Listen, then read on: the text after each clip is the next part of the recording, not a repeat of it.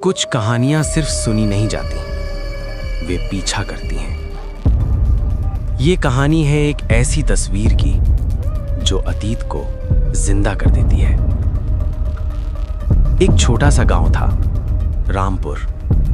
गांव शांत था, लेकिन उसकी खामोशी के पीछे कई अनकहे रहस्य छिपे थे। उसी गांव में एक आरव नाम का लड़का रहता था। वो एक जिज्ञासु और निडर लड़का था, जिसे फोटोग्राफी का जबरदस्त शौक था। उसके पास एक पुराना कैमरा था, जिससे वह रोज गांव की गलियों, खेतों और सुनसान जगहों की तस्वीरें खींचा करता था। गांव के किनारे एक पुरानी हवेली थी, टूटी दीवारें, झुके हुए दरवाजे और अजीब सी ठंडक। लोग कहते थे उस हवेली में आत्माएं भटकती हैं, लेकिन आरव हंसकर कह देता, भूत वूत कुछ नहीं होते, डर सिर्फ दिमाग में होता है। एक दिन आरव कैमरा लेकर हवेली के अंदर चला गया। अंदर घुप अंधेरा था, मकड़ी के जाले दीवारों से लटक रहे थे। फर्श पर उसके कदमों की आवाज गूंज रही थी, जैसे कोई और भी चल रहा हो। उसने कैमरा निकाला और तस्वीरें लेने लगा। तभी उसकी नजर एक पुरानी धूल से ढकी तस्वीर पर पड़ी। तस्वीर में एक आदमी था और उसके पास खड़ी थी एक छोटी सी लड़की, खाली आंखों और उदास चेहरे वाली।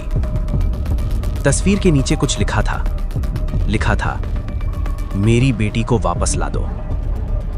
आरव का दिल जोर से धड़कने लगा। फिर भी उसने तस्वीर उठाई और बैग में रख ली। फिर वो वापस घर जाने लगा। घर लौटते वक्त अचानक कैमरा अपने आप चालू हो गया। आरव घबराकर स्क्रीन देखी। उसमें वही लड़की थी, लेकिन इस बार वो हिल रही थी। उसकी आंखें झपक रही थीं और होठों पर एक धीमी मुस्कान थी।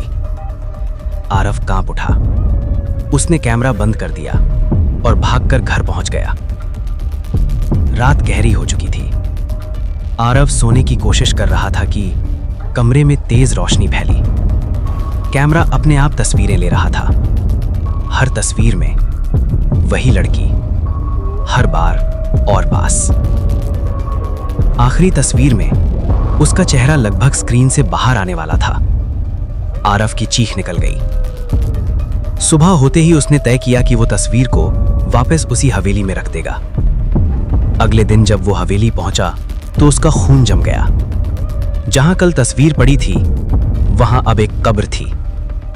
कब्र पर लिखा था, यहां मेरी बेटी की आत्मा चैन से सोती है, उसे जगाने की कोशिश मत करना। कांपते हाथों से आरव ने तस्वीर कब्र के पास रख दी और पीछे मुड़कर भागने लगा। जैसे ही वो हवेली के गेट से बाहर निकला, कैमरे से एक तस्वीर नीचे गिर पड़ी। आरव ने डरते डरते तस्वीर उठाई। तस्वीर में आरव और वही लड़की एक साथ खड़े थे और उस पर लिखा था, अब तुम मेरे साथ हमेशा रहोगे।